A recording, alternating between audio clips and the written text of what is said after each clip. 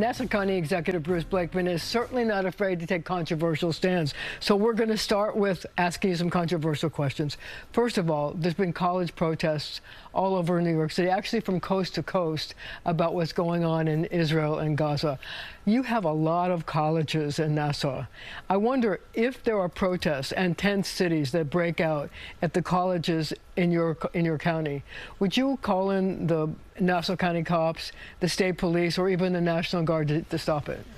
Well, first of all, these protesters, by and large, are professional protesters. They're funded by groups that are anti-American. They have ties to the Communist Party. And some students who really are uninformed join them because it's a thing to do. They have come out to Nassau County. They have tried to protest, and we allow them to exercise their right to free speech.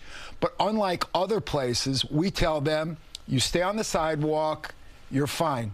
Exercise your right to free speech. You step off the sidewalk, our police officers will ask you politely to get back on the sidewalk.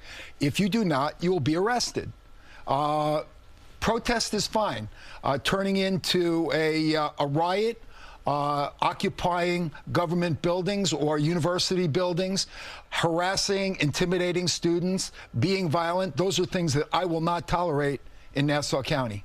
So there's been a raging debate about whether anti-Zionism is anti-Semitism or anti-Semitism is anti-Zionism.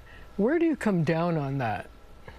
Well, I believe that most anti-Zionism is anti-Semitism.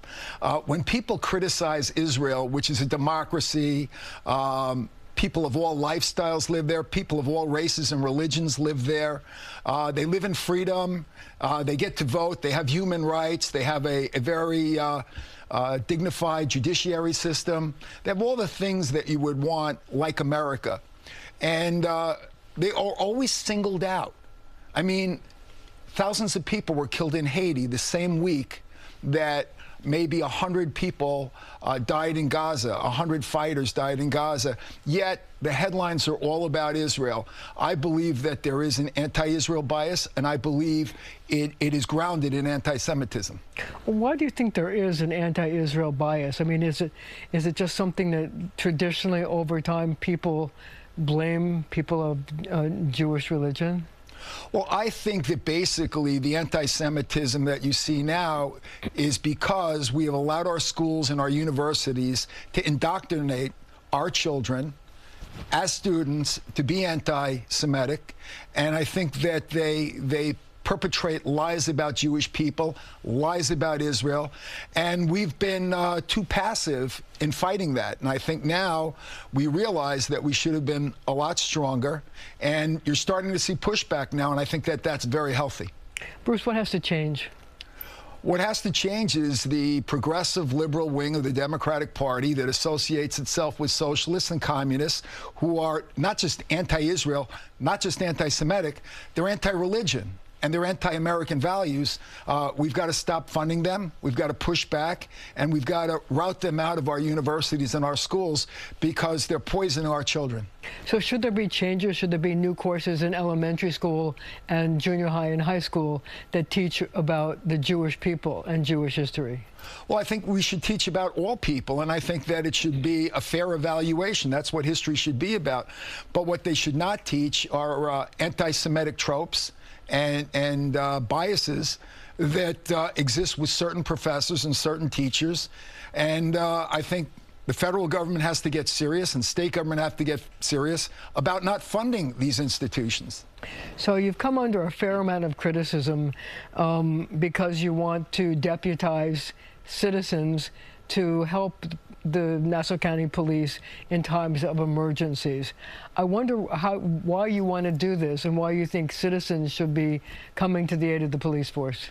Well, the people who are criticizing me either don't understand what I'm doing or they're just looking for a way to oppose me because they're from a different political ideology. So first of all, what I'm doing has been going on in Westchester for years. Basically, under the law, if there is an extreme emergency, a county executive or a mayor, or if it's upstate, a sheriff, has the right to deputize people to protect property and to protect human life. And what I'm doing is only creating a database and a list of people, A, who would be willing to serve, and B, who are qualified. And on that list that I have compiled are primarily military veterans and retired law enforcement. I have NYPD inspectors, I've got Marines, I've got Nassau County Police Department officers who want to give back to the community. They would have no power whatsoever unless I declared an emergency.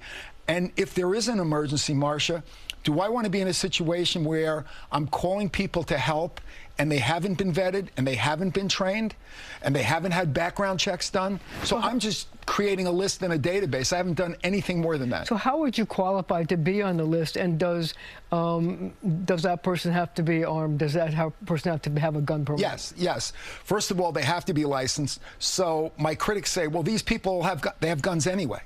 So, I mean, that's a ridiculous criticism. So they would have a license. They would have to go through an extensive background check. They would have to be trained in the law on use of force.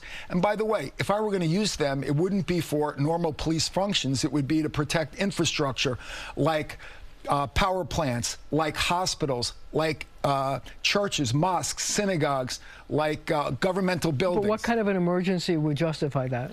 So as we saw in Superstorm Sandy and as we saw in the terrible snowstorms up in Erie County was paralyzed for about 3 weeks.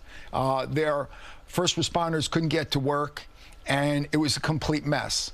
And I lived through Superstorm Sandy. I was actually in the New York State Guard at the time, which is, New York State has a militia. A lot of people don't know that. And we were activated, and I toured the areas along Long Island South Shore to places like Long Beach and Oceanside and Island Park and Massapequa, and they were devastated, and they had no police protection. They had no fire protection. So that was a circumstance where we could have used a little help. And by the way, I wouldn't do this unless I first called on our firefighters and our police officers, all hands on deck, and then I realized I needed a little help. And again, these are volunteers. They have a military background or a law enforcement background, or they're private investigators. They're already trained. They're willing to give back. But the Democrats in the county legislature called them brown shirts, which is anti-Semitic, and I think it's absolutely... What's a comparison to Nazi Germany? To Nazi stormtroopers. I mean, how could they possibly do that? And they still haven't retracted it or apologized. They are calling people who served in the NYPD, the Nassau County Police Department, the Marine Corps, the United States Army, the Air Force. They're calling them brown shirts, Nazi stormtroopers. I still haven't gotten an apology from them. We have about a minute left, but I wanted to ask you what your take is on the state's rollout of the cannabis stores, which has given rise to so many illegal stores, you can't even count them. I think it's a very, very big mistake legalizing marijuana. I've said it. When the American Association of Pediatricians and the Mental Health Association all say that it's a big mistake, I'm in favor of medical marijuana because it's under the supervision of a doctor. But recreational marijuana, there are no pluses. There's only minuses. There's psychosis, schizophrenia, all kinds of illnesses associated. And why would we want to do that to our young people? So you don't think the state did a good job? I think they've done a terrible job. Okay, and on that note, we're going to have to leave it right there. But our conversation continues right after the show on our streaming channel, CBS News New York.